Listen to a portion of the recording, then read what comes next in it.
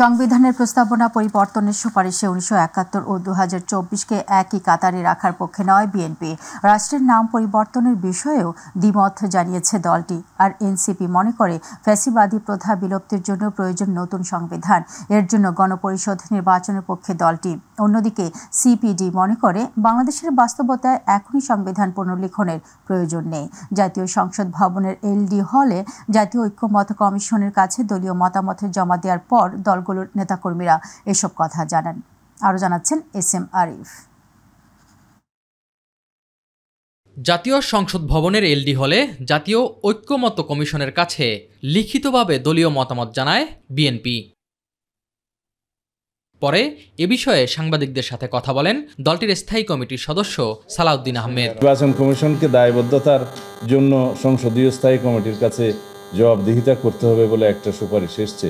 যেখানে বড় অথরিটির কাছে অ্যাকাউন্টেবিলিটিটা আছে, সেখানে পার্লামেন্টের স্ট্যান্ডিং কমিটির কাছে, যেটা অনেকটা রাজনৈতিক সভা হিসেবে আমরা মনে করি, সেখানে নির্বাচন কমিশনের মতো স্বাধীন সাংবিধানিক প্রতিষ্ঠানের জবাবদিহিতা রাখাটা উচিত মনে করছি না। তিনি জানান, সংবিধানের প্রস্তাবনা স্প্রেডশিটে উল্লেখ করা হয়নি, যা উচিত ছিল। সংবিধানের সবচাইতে গুরুত্বপূর্ণ এবং একটি প্রথম পৃষ্ঠার অংশ হচ্ছে প্রস্তাবনা, প্রিয়াম্বল নামে আমরা যেটাকে চিনি। সেটা পুরোপুরি পরিবর্তনের বা সংশোধনের একটা প্রস্তাব আছে, অনেকটা রিরাইটিংয়ের মতো, যেখানে ১৯৭১ সালের স্বাধীনতা যুদ্ধের সাথে ২০২৪-এর গণ অভ্যুত্থানকে এক কাতারে নিয়ে আসা হয়েছে, যেটা সমুচিত বলে আমরা মনে করি না। এটাকে অন্য জায়গায় রাখার বা তফসিল অংশে রাখার বা স্বীকৃতি দেওয়ার বিভিন্ন রকমের সুযোগ আছে, সেটা আলাপ আলোচনার মধ্যে দিয়ে আমরা পরে প্রকাশ করব। আর রিপাবলিক শব্দ ইংরেজিতে কি থাকবে, পিপলস রিপাবলিক অফ বাংলাদেশ ইংরেজিতে কি থাকবে, কিন্তু বাংলার মধ্যে ওনারা নাগরিকতন্ত্র এবং জনগণতান্ত্রিক বাংলাদেশ লিখতে চান। সেইটার কোনো প্রয়োজন আছে বলে আমরা মনে করি না। দীর্ঘদিনের প্র্যাকটিসের মধ্য দিয়ে বাংলাদেশের মানুষ সেটা মেনে নিয়েছে রাষ্ট্রের নাম। এখন এই বিষয়টা দিয়ে যে আসলে কতটুকু কি অর্জন হবে সেটা প্রশ্নের দাবি রাখে, সেই জন্য আমরা এখানে একমত নই। জাতীয় ঐক্যমত কমিশনের প্রস্তাবিত ১৬৬ বিষয়ের মধ্যে ১১৩টিতে পুরোপুরি একমত পোষণ করেছে জাতীয় নাগরিক পার্টি। লিখিতভাবে মতামত জানিয়ে দলটির যুগ্ম আহ্বায়ক সারোয়ার তুষার বলেন, জুলাই সনদের ভিত্তিতে হতে হবে সকল সংস্কার। মানে মুক্তিযুদ্ধের ঘোষণাপত্র, মুক্তিযুদ্ধের যে এসেন্স, তার বিরুদ্ধে এই সংবিধানটা দাঁড়িয়ে আছে। সেক্ষেত্রে মুক্তিযুদ্ধকে আবারও জনগণের কাছে নেওয়ার জন্য এই সংবিধানটাকে বাতিল করে দিয়ে নতুন একটা সংবিধান লেখা দরকার, এটা আমাদের পজিশন। এই সনদের মধ্য দিয়ে সিদ্ধান্ত নেওয়ার ব্যাপার আছে যে আমরা যদি সিদ্ধান্তে আসতে পারি যে সংবিধানের বড় পরিবর্তন কিংবা সম্পূর্ণ নতুন সংবিধান যেটাই হোক, এটা লিখিত হবে, তখন এই সংবিধানের প্রশ্নে তখন আবার নতুন করে সিদ্ধান্ত নেওয়া যাবে বলে আমরা মনে করি। এদিকে সংবিধান পরিবর্তন বা পুনর্লিখন নয়, সংশোধনের ব্যাপারে মতামতের কথা জানায় বাংলাদেশ কমিউনিস্ট পার্টি সিপিবি। জাতীয় ঐক্যমত্য কমিশনের কাছে লিখিতভাবে দলীয় মতামত জানানোর পর দলটির সাধারণ সম্পাদক রহিন হোসেন প্রিন্স বলেন, ১৬৬টি প্রস্তাবের অনেক কিছুই অস্পষ্ট। ক্ষেত্রে পরিষ্কার কথা, সংবিধান সংশোধন, কারণ বাংলাদেশের বাস্তবতায় এখন আমরা সংবিধান নতুন করে লেখা একেবারেই অপ্রয়োজনীয় মনে করি। এসএম আরিফ, মাই টিভি, ঢাকা। জাতীয় নির্বাচনের আগে গণভোটের মাধ্যমে সংবিধান সংস্কারের প্রস্তাব দিয়েছে রাষ্ট্র সংস্কার আন্দোলন। এছাড়া জাতীয় ঐক্যমত্য কমিশনের ১৬৬টি প্রস্তাবের মধ্যে ১৫১টিতে তারা একমত বলেও জানিয়েছেন দলটির প্রধান সমন্বয়কারী হাসনাত কায়ুম। জাতীয় সংসদের এলডি হলে জাতীয় ঐক্যমত্য কমিশনের সঙ্গে সংলাপ শেষে সাংবাদিকদের সঙ্গে আলোচনার বিষয় তুলে ধরেন তিনি। একই সঙ্গে দলটি অতিরিক্ত দুটি মতামত দিয়েছে বলেও জানিয়েছেন তিনি। সকাল ৯:৩০টায় শুরু হয়ে বৈঠকটি চলে বেলা প্রায় ১১:৩০ পর্যন্ত। বৈঠকে রাষ্ট্র সংস্কার আন্দোলনের ৭ সদস্য প্রতিনিধিত্ব করেন। প্রথমে সংবিধান সংস্কার করে তারপরে এটা সংসদ হিসেবে দায়িত্ব পালন করুক, এরকম একটা বক্তব্যের মধ্যে আমরা এতদিন ধরে বলে আসছিলাম। আমরা আজকে এই বক্তব্যটাও দিয়েছি যে যদি অপরাপর রাজনৈতিক দলের জন্য এইটা জটিল মনে হয়, তাহলে সংবিধান সংস্কারের কাজটা আমরা যত দূরের মধ্যে একমত হইতে পারবো সবগুলি রাজনৈতিক দল, সবাই মিলে সংসদ নির্বাচনের আগেই গণভোটের ভেতর দিয়ে এটাকে যদি আসলে সবাই মিলে মনে করে যে গণভোটের মাধ্যমে এটাকে গ্রহণ করে নেবে, তাহলে আমরা সেই পর্যন্ত যাইতে রাজি আছি। পলাতক স্বৈরাচার সরকার দেশের নির্বাচন ব্যবস্থাকে ধ্বংস ও বিতর্কিত করেছে বলে মন্তব্য করেছেন বিএনপির ভারপ্রাপ্ত চেয়ারম্যান তারেক রহমান। রাজধানীর পুরানা পল্টনে জাতীয়তাবাদী সমমনা জোট আয়োজিত দোয়া ও ইফতার মাহফিলে ভার্চুয়ালি যুক্ত হয়ে তিনি এই কথা বলেন। তারেক রহমান বলেন, ক্ষমতা কার কাছে যাবে কিংবা কার কাছে ক্ষমতা বেশি থাকবে এসব বিষয়ের চেয়ে জনগণের স্বার্থ, জনগণের চাওয়া নিয়েই রাজনীতিকদের আলোচনা করা উচিত।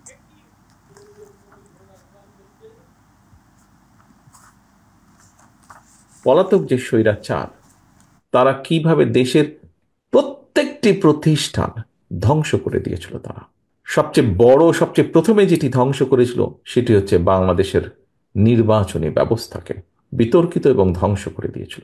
যেই প্রতিষ্ঠানগুলোকে ধ্বংস করে দেওয়া হয়েছিল সেই প্রতিষ্ঠানগুলোর আমাদেরকে মেরামত করতে হবে। এবং যেহেতু আমাদের রাজনীতি হচ্ছে বাংলাদেশকে ঘিরে, বাংলাদেশের জনগণকে ঘিরে, আমাদের রাজনীতির সবচেয়ে বড় পুঁজি হচ্ছে এই দেশের জনগণ। জাতীয় পরিচয়পত্র সংশোধনের আবেদন জুনের মধ্যে নিষ্পত্তিতে কাজ করছে জাতীয় পরিচয়পত্র নিবন্ধন অনুবিভাগ বলে জানিয়েছেন এর মহাপরিচালক ASM হুমায়ুন কবির। তিনি জানান, বর্তমানে ভোটার তালিকা হালনাগাদের কাজ চলমান থাকায় NID সংশোধনের কাজে কিছুটা সময় লাগছে। তবে সিস্টেম আধুনিকায়নের ফলে দ্রুত সময়ে তা শেষ হবে বলে আশাবাদী তারা। ভোটারদের ক্যাটাগরি বিবেচনায় প্রবাসী, চাকরিজীবী এবং সাধারণ বিবেচনায় 3টি ছকে নিয়ে আসার কাজ চলছে। এতে আলাদাভাবে কাজ করলে তা দ্রুত সময়ের মধ্যে বাস্তবায়ন সম্ভব। জানান, চলমান ক্র্যাশ প্রোগ্রামের মেয়াদ আপাতত বাড়ানোর সিদ্ধান্ত নেই কমিশনের। পাশাপাশি চলমান NID সংক্রান্ত কর্মকাণ্ডে অসৎ উপায়ের সাথে জড়িতদের আইনের আওতায় আনার কথাও বলেন তিনি। এই ক্রাশ প্রোগ্রামে আমরা যেটা বলেছিলাম যে 3,78,000, তার মধ্যে তো আমরা 2,78,000 করেছি, আর 1 লক্ষ রয়েছে। আমরা অনুমান করছি যে হয়তো এই সময়ের মধ্যে আমরা প্রায় কাছাকাছি চলে যাব, হয়তো আমরা ফুল পারবো না।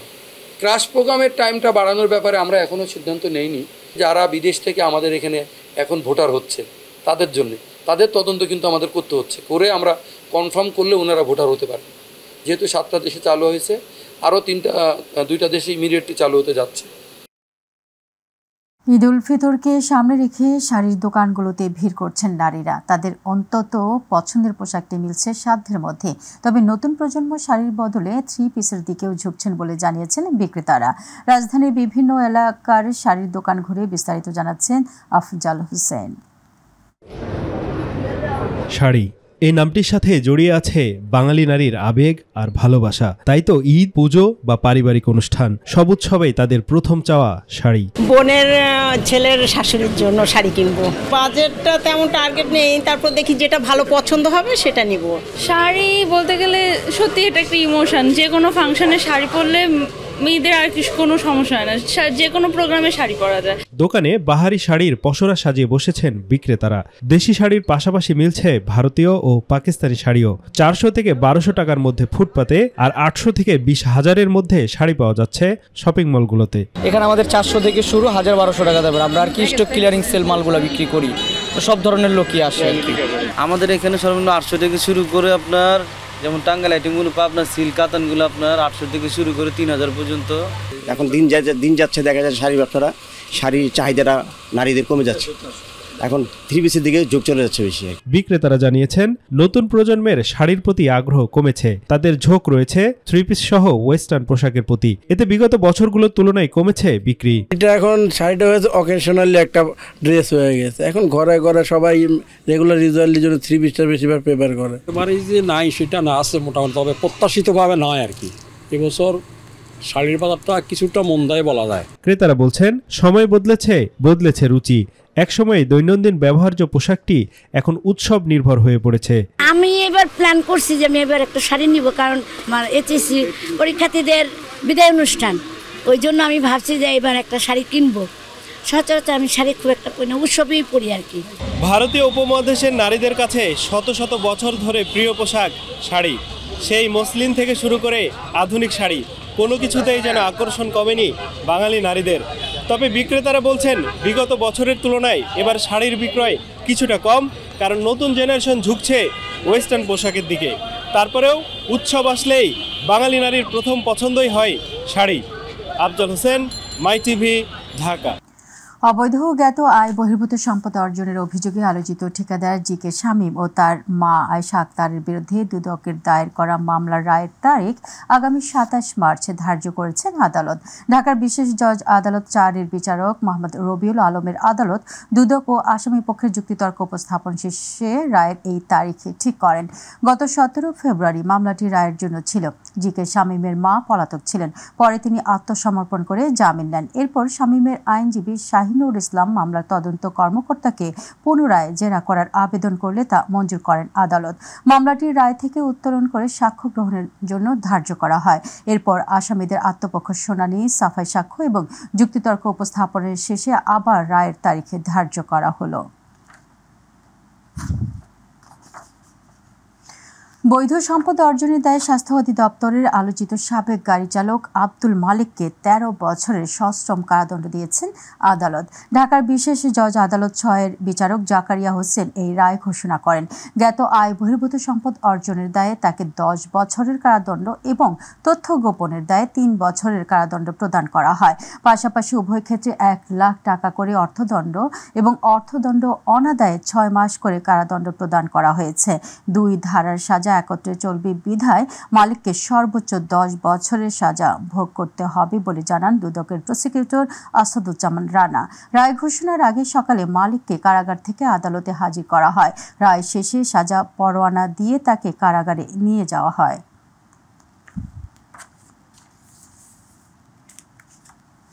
নববর্ষের মঙ্গল শোভাযাত্রার নাম বদলাতে পারে বলে জানিয়েছেন সংস্কৃতি বিষয়ক উপদেষ্টা মুস্তফা সরোয়ার ফারুকী। সচিবালয়ে জাতীয়ভাবে বাংলা নববর্ষ এবং চাকমা, মারমা, ত্রিপুরা, গারো ও অন্যান্য জাতিগোষ্ঠীর নববর্ষ উদযাপন নিয়ে সভা শেষে সাংবাদিকদের এই কথা জানান তিনি। নতুন নাম কি হবে সেই বিষয়ে সোমবার ঢাকা বিশ্ববিদ্যালয়ে বৈঠক অনুষ্ঠিত হবে বলেও জানান সংস্কৃতি বিষয়ক উপদেষ্টা। তিনি জানান, এবারের নববর্ষের শোভাযাত্রায় সব জাতিসত্তার অংশগ্রহণে নতুন রং, গন্ধ ও সুর পাওয়া যাবে। এবারের শোভাযাত্রা যেটা চারুকলা থেকে বের হবে, সেখানে আপনারা সত্যিকার অর্থে নতুন জিনিস দেখবেন। মানে ভিজুয়ালি আপনাদের চোখেই পরিবর্তন দেখতে পাবেন অনেক। সেটা এখন আমরা ডিটেল না বলছি, ইটস এ টিজার। যারা অংশগ্রহণ করবেন তারা প্রত্যেকে নিজেরাই নিজেদের চোখে দেখতে পাবেন যে পরিবর্তনগুলো কীভাবে ঘটছে। তবে আসলেই নতুন কিছু দেখবেন, নতুন রং দেখবেন, নতুন গন্ধ পাবেন, নতুন সুর পাবেন। ঢাকা দক্ষিণ সিটি কর্পোরেশনের মতো উত্তর সিটি কর্পোরেশনে ঈদের জামাতের আয়োজন করা হবে। বিকেলে নগর ভবনে সংবাদ সম্মেলনে এই কথা জানান উপদেষ্টা আসিফ মোহাম্মদ সজীব ভুঁইয়া। তিনি বলেন, জাতীয় ঈদগাহের মতো শেরে বাংলা নগরের বাণিজ্য মেলার মাঠে উত্তর সিটি কর্পোরেশনের পক্ষ থেকে ঈদ জামাতের আয়োজন করা হবে। ঢাকা উত্তর সিটি কর্পোরেশনের উদ্যোগে আমাদের বাণিজ্য মেলার যে পুরাতন মাঠ আছে সেখানে এবার কেন্দ্রীয়ভাবে ঈদের জামাত অনুষ্ঠিত হবে এবং সেখানে ঠিক আমাদের যেভাবে গ্রামের ঈদগাহের পাশে ছোট করে মেলা থাকে, যেখানে বাচ্চারা কিংবা শিশু কিশোররা সেখানে কেনাকাটা করে এবং ঈদ উদযাপন করে, সেরকম মেলার আয়োজন থাকবে। একই সাথে আমরা আমাদের যে পুরাতন ঐতিহ্য সুলতানি আমলে হয়েছে, সর্বশেষ 1800 সালের দিকেও এই অঞ্চলের মানুষ ঈদের নামাজের পর একটা ঈদ র্যালি করতো, ঈদ মিছিল করতো। আমরা সেই ঐতিহ্যকে আবার রিভাইভ করতে চাই। আমরা এবারে ঈদের নামাজের পর, জামাতের পর একটা ঈদ র্যালি আয়োজন করবো। দেশে বিদেশি প্রত্যক্ষ বিনিয়োগ বাড়ানোর লক্ষ্যে আগামী 7 থেকে 10 এপ্রিল ইনভেস্টমেন্ট সামিটের আয়োজন করতে যাচ্ছে বাংলাদেশে বিনিয়োগ উন্নয়ন কর্তৃপক্ষ বিডা। বিকেলে রাজধানীর ফরেন সার্ভিস একাডেমিতে এক সংবাদ সম্মেলনে বিডার নির্বাহী চেয়ারম্যান আশিক চৌধুরী এই কথা জানান। সামিটে অংশ নিতে রেজিস্ট্রেশনে ব্যাপক সাড়া পাওয়া গেছে জানিয়ে আশিক চৌধুরী বলেন, 50টি দেশ থেকে 550 রেজিস্ট্রেশন পাওয়া গেছে।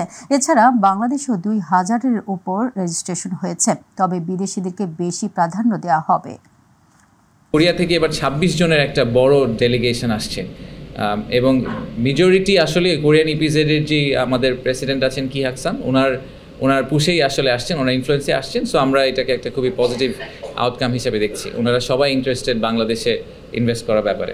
বেশ কিছু ম্যাচ মেকিং ইভেন্ট থাকবে যেখানে আসলে এক একজন ইনভেস্টর এবং ইনভেস্টি তারা 1-to-1 কথা বলতে পারবেন। আবার যারা ইনভেস্টর আসছেন তারা আমাদের সরকারি বিভিন্ন সংস্থার সাথেও 1-to-1 মিটিং সেট করতে পারবেন।